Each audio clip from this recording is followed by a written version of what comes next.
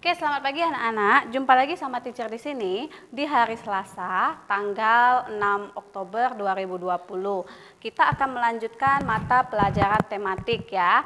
Nah, kemarin kita sudah belajar subtema kedua, pembelajaran 1 dan 2. Nah, hari ini kita akan melanjutkan ke pembelajaran ketiga dan 4. Bisa kalian buka buku kalian di halaman 50. Nah, di halaman 50 ini ya, di sini kita akan masuk ke pembelajaran ketiga.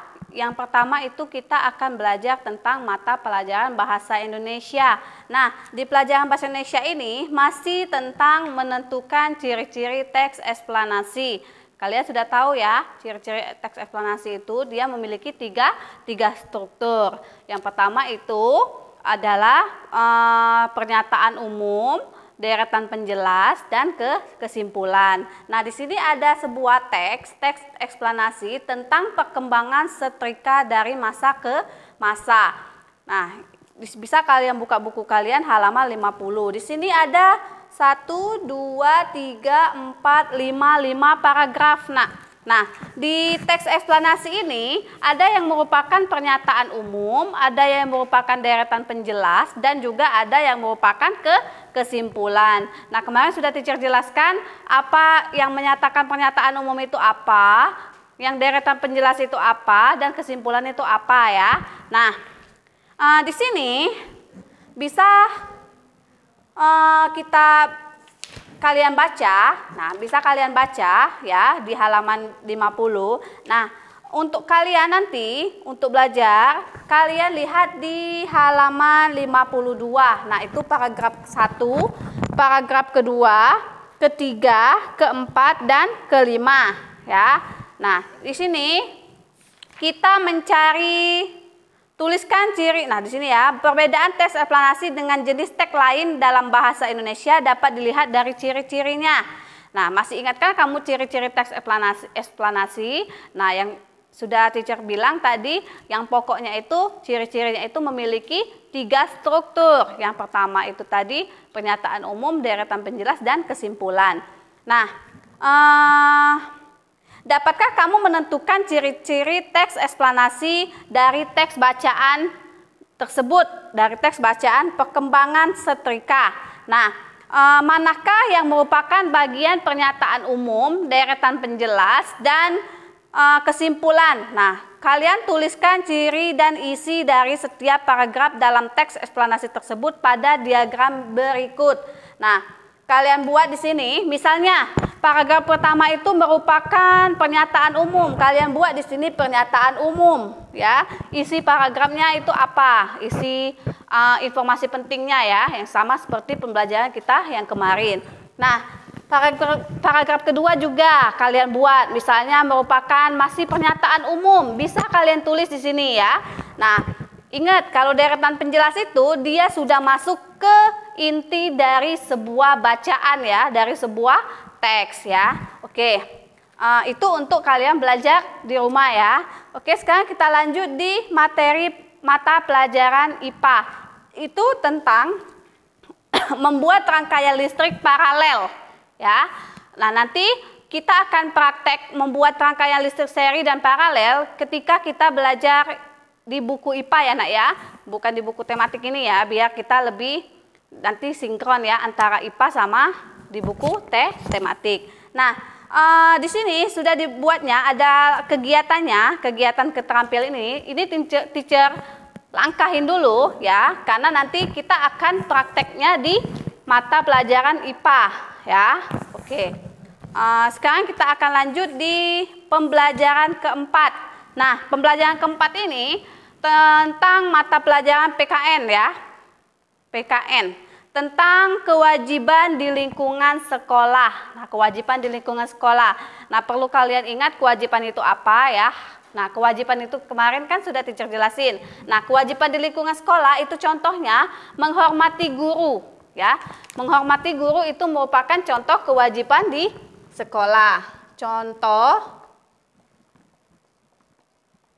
kewajiban di sekolah. Nah, contohnya yang pertama itu teacher buat di sini, menghormati guru.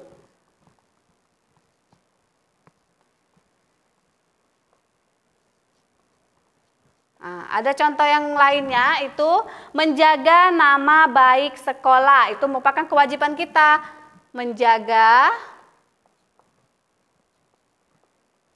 nama baik sekolah. Yang ketiga itu menaati peraturan sekolah, ya.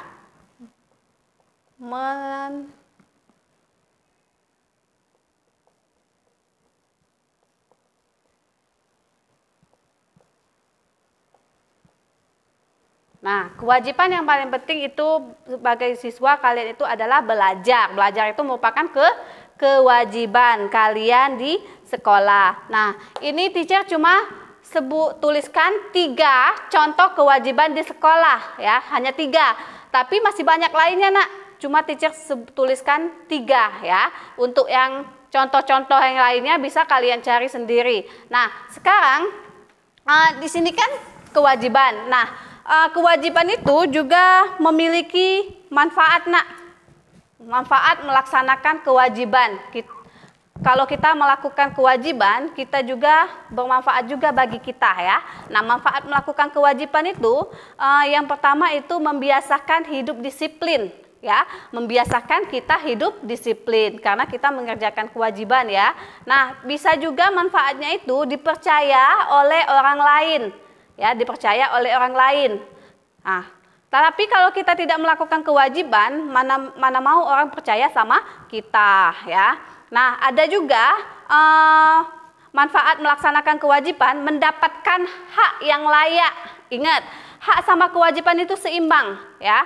Kalau kita sudah melaksanakan kewajiban, kita berhak untuk mendapatkan hak kita, ya.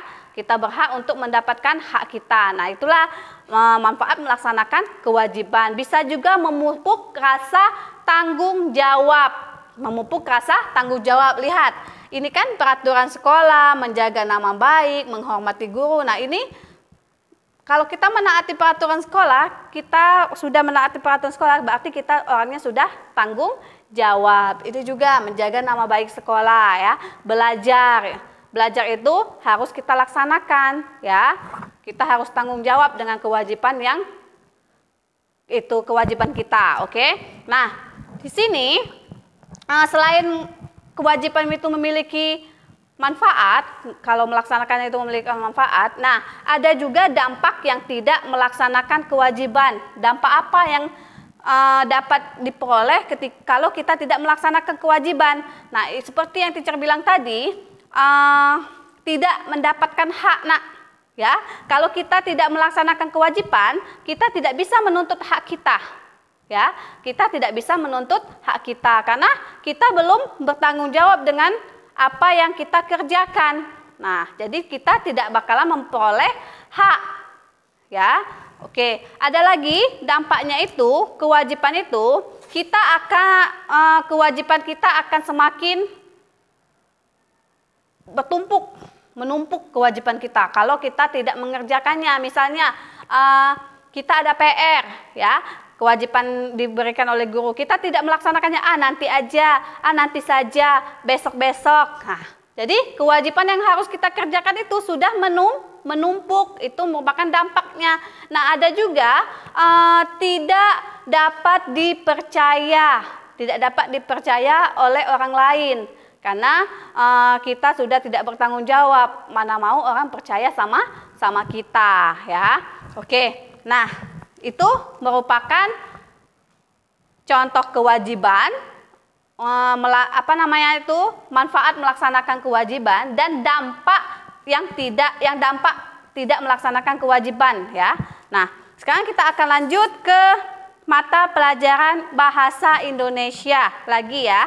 Nah, di sini menulis teks dengan memperhatikan kaidah bahasa yang baik dan benar. Ingat, kita harus menggunakan bahasa yang baik dan benar, sama seperti bahasa baku, nak, kata baku, ya, kalimat efektif. Nah, itu yang merupakan kata yang baik, ya. Nah, di sini di buku kalian di halaman 60, lihat, penulisan teks yang baik harus memperhatikan kaidah bahasa Indonesia. Kaidah bahasa tersebut meliputi penggunaan kalimat efektif dan ejaan yang baik dan benar. Nah, di sini sudah ada ciri-ciri kalimat efektif, ya, ciri-ciri kalimat efektif. Yang pertama itu mengandung subjek dan predikat, ya, mengandung subjek dan predikat. Nah, mungkin kalian sudah belajar apa itu subjek dan apa itu predikat, ya. Nah, subjek itu merupakan seseorang yang melaksanakan suatu aktivitas, ya, seseorang yang melaksanakan, orang, ya, subjek itu, ya. Nah, sedangkan kalau predikat itu perbuatan yang dilakukan oleh subjek atau pelaku, perbuatan yang dilakukan oleh subjek. Nah, mungkin ciri-ciri dari kalimat efektif itu, yang pertama itu ciri-cirinya, yang pertama tadi mengandung subjek dan predikat, ya, mengandung subjek dan predikat. Nah, ini merupakan ciri-ciri kalimat efektif. Nah, adapun ciri-cirinya kalimat efektif juga disusun sesuai urutan kalimat yang benar. Kalimatnya benar, nak, tersusun, runtun, ya, itu kalimat efektif. Nah, disusun sesuai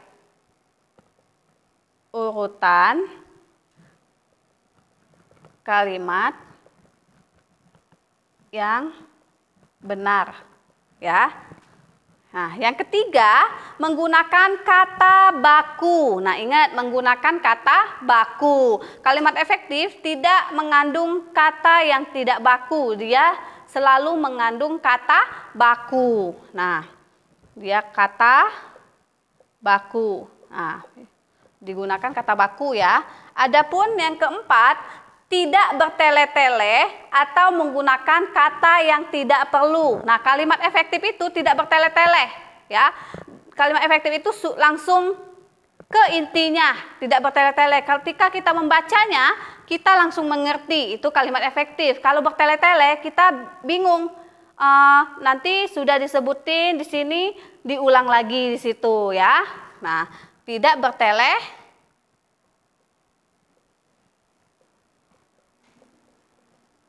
Tidak bertele-tele. Nah, yang terakhir, tidak bermakna ganda atau ambigu. Tidak bermakna ganda. Nah, itu. Ini merupakan ciri-ciri dari kalimat efektif. Nah, ini merupakan ciri-ciri dari kalimat efektif. Nah, contoh kalimat efektif misalnya, dia memakai baju merah misalnya, ya. Contohnya misalnya dia memakai baju merah, ya. Nah, dia itu merupakan subjek. Nah, sedangkan kalau memakai itu merupakan predikat karena perbuatan yang dilakukan oleh si subjek. Ya, perbuatan yang dilakukan oleh si subjek. Nah, dan dia juga kalimatnya tidak bertele-tele, ya. Oke. Sekarang mungkin cukup di situ penjelasan teacher pada hari ini, ya. Apabila teacher ada salah kata, teacher mohon maaf. Oke, selamat pagi.